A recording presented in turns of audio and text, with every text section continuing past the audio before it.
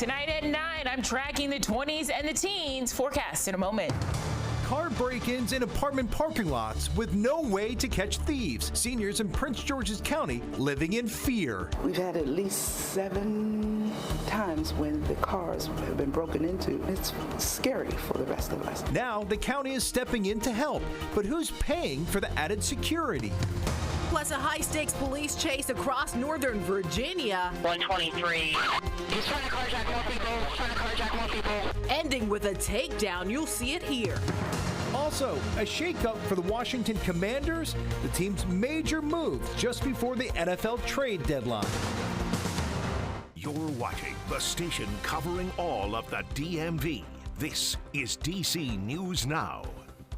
Hi, everybody. Thanks for joining us for DC News Now at 9 o'clock. I'm Chris Flanagan. And I'm Annalisa Gale, filling in for Tasmin Mahfouz. Let's check in with Chief Meteorologist Janessa Webb. It's Halloween. Lots of people probably got that candy. Very much so. Probably bundling up, Janessa. Chilly tonight, but really cold tomorrow. Yeah, that's what we're trying to prepare you for. DMV first warn day tomorrow morning is where we start to see just downright cold temperatures across the DMV. The clearing skies, they are taking place. And so hopefully tonight was wonderful. Kiddos trick-or-treating and you enjoyed your Halloween. Now we are talking about a trend stepping out of October into November where it's just going to be downright chilly. Also, there's some precip and we're already starting to see it out towards Kaiser and Cumberland. Folks, these are our first snowflakes of the season for the Mountain State region, and that's why a winter weather advisory, it's going to go into place around 11 p.m. Tonight. First and foremost, let's talk about this freeze watch. It's not in place for tonight. The reason we have that DMV first warn day, we're trying to get you ready for the cold that starts tomorrow, but the apex of this cold weather is really going to be Thursday morning, where a hard freeze is expected across the region. And so that's why the National Weather Service at this point has issued a watch. That means we are going to watch potential temperatures go down to about 31 to 30 degrees. A warning means that it will go into place. I'm saying by Thursday, we will have a warning across DC metro area and surrounding counties. Now that purple county, that's where you are seeing that winter weather advisory for Kaiser and Cumberland. And folks, we have some changes in that forecast now, forecasting 1 to 2 inches, potentially 4 inches of snow across isolated areas. Temperatures not super bad out there right now, into the 40s and 30s in most locations. I have your extended forecast coming up. All right, Janessa, thanks. And this cold snap, of course, came just in time for trick-or-treating tonight and didn't stop kids and their parents from going house to house in D.C. All right, Daniel Hamburg joining us live in Glover Park, where a lot of people bundled up tonight. So, Daniel, we just had a stretch of September-like warmth. Now it's really starting to feel much more like November. Yeah, Chris, and it's even a little bit colder than it was just a few hours ago. We saw people out here bundled up in their winter coats, and some of the houses even have heaters so that they can stay warm as the temperatures drop down. The first major cold snap of the season has sent temperatures 20 to 30 degrees below average across nearly the entire lower 48 states this Halloween. Works well for this costume, but actually it's not as cold as I thought. I thought it'd be freezing, but it's actually a nice fall day, so it feels like Halloween, which is better than 80 degrees. It's chilly, but it's not raining, so no complaints. We can only get what we can get, right? In D.C., it feels like it went from summer to fall overnight. It was a little warm for this time of year last week, but I think this is nice fall weather for the kids. They can experience a little bit of it. Leaves are out, it's crisp. It's nice Halloween. I woke up, I put my long johns on, a sweater and a winter coat on. I think I overdid it. But I'm from Minnesota, so I'm prepared, you know. Not everyone loves the cold. It's not my favorite season, but this is a little cold. 33 is too cold, but I'll take a nice fall weather. But for some visitors, our cold is their warm. We're from Minnesota originally, now temporarily in North Dakota, and it's about 25 degrees back there, and I'm sure they're not having the same amount of fun that you're having here. Happy Halloween! Now, despite the cold snap, this month could finish among DC's top 10 warmest. The average temperature this month, 63.5 degrees. We're live in Glover Park. Daniel Hamburg, DC News Now. All right, Daniel, thanks for that report. Appreciate it. Stay warm. To be chilly tomorrow. All right, happening right now. D.C. police looking for 2 babies who may have been taken by a family member. All 3 pictured here. Police are calling it a parental kidnapping. 1-year-old Tefnushiko Brown and 2-year-old Ramizo Iko Brown are believed to be with 26-year-old Mecca Brown.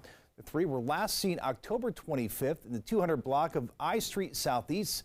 That's just south of the Southeast Freeway in Navy Yard. If you have any information, call DC Police. Also developing right now in the district, a 12-year-old has now been arrested and charged in connection to a carjacking attempt that resulted in the death of a 13-year-old boy. The 12-year-old's name has not been released because of his age. The incident unfolding Saturday in Penn Quarter, according to police. The 12-year-old and 13-year-old Bernard Tony Jr. were allegedly trying to carjack an off-duty federal security officer. In response, police say the officer shot and killed Tony. Police have not released the name of that officer at this time or said whether the officer will face any charges. And we have some wild video tonight out of Loudoun County. It shows police here teaming up to chase and arrest a Leesburg man suspected of kidnapping someone in Ashburn. That man then tried to carjack multiple cars by stopping his stolen Hummer in the middle of the road there, then jumping out and trying to pry the driver's doors open. Take a look right here. K-9, 9, good evening. He's on the wrong side of the road. Oh, he's getting in a car behind him. He's carjacking somebody behind him. He's carjacking somebody. 123. He's trying to carjack more people. Yep. Now those attempts all unsuccessful. The chase ended here in Tyson's. One officer seen running after the suspect, Joseph Daniel, in the middle of the road. Another officer sprinting over from the other side of the median, tackling him to the ground, eventually taking him into custody. Daniels is facing a number of charges there, including carjacking and reckless driving. The initial abduction call is still under investigation. All right, moving over now to Prince George's County and the newest effort to deter crime. Apartment complexes and senior living facilities are now required to have working surveillance cameras. This comes during a time where carjackings, robberies, and auto thefts, they're sky high. Our reporter Yamari Sase has the details on the newly passed legislation. Well, this new bill just passed today, and it's one step closer to helping people feel safe in their very own homes. But the big question is, who's going to pay for these surveillance cameras? We've had at least 7 times when the cars have been broken into. It's scary for the rest of us. Seniors in Prince George's County say they just want to feel safe where they live. And the newly passed bill aims to do just that by requiring apartment complexes and senior living facilities to have working surveillance cameras. The goal, to help deter crime. We do think that some of the simple amenities should be implemented, and frankly, we want people to feel safe. But a big concern for some is the cost for these cameras and their effectiveness. To equip all of those buildings and to make sure that, they have Wi-Fi, they're maintenance, and, we have cloud storage for all that footage. The initial costs were upwards of $2.5 million. And we've caught crime on camera, and it has led to nothing. So it doesn't deter crime. Lori Bonner works for Fieldstone Properties in Maryland. She says this mandate could lead to increasing rent. Aside from raising rent, which is not something that we would want to do to cover this, but we also have to, so that is a possibility. But then we also have to defer, other capital dollars that we had earmarked for other projects. It's a regular cost, and the way I feel, it shouldn't increase rent, but we also have rent stabilization to make sure that rent does not shoot up. Legay says they're hoping to offer a $5,000 rebate to help apartment complexes pay for these cameras, but safety for residents is her priority. The benefits outweigh the cost. The next steps this council plans to do is to help ensure that this new law is being enforced. For now, reporting in Prince George's County, Maryland, I'm Yamari Sase, DC News Now. Yamari, thank you. Well, new at 9, DC's Office of Nightlife and Culture is providing dash cams to rideshare and mobile delivery drivers in the district for free.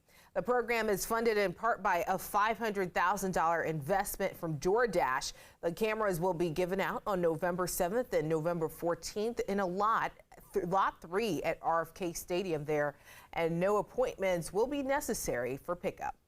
Also in Buoy, Maryland right now, drivers, you can watch out for some changes there. New speed cameras are coming to the city tomorrow, 25 to be exact. The new cameras will be enforced in 21 residential areas across Buoy. The city says the goal is to change driver behavior, not to generate revenue. The cameras will operate 24/7, whereas school zone cameras in Buoy operate Monday through Friday from 6 a.m. to 8 p.m. And big news from the Washington Commanders. Today's 4 p.m. NFL trade deadline sent away two of their top defensive players, Montez Sweat and Chase Young. Sweat has been traded to the Chicago Bears for a 2024 second-round pick. Young to the San Francisco 49ers for a 2024 compensatory third-round pick. John Allville, co-host of radio show Sports Junkies, says the move says a lot about the team and also the new owners. Josh Harris and his group, they're very analytically driven. They know the value of draft capital and draft picks versus the sentimental attachment people might have to players that have been here for a long. They don't care about that. They want to build a championship roster, and if you're able to get a second-round pick for Montez Sweat, and if you're able to get similar compensation for Chase Young or insert Commander's name in the blank, they're going to do it. Yeah, so these trades give the Commanders 5 picks in the first 3 rounds of the first draft since Josh Harris and his group bought the team from longtime owner Dan Snyder for more than $6 billion.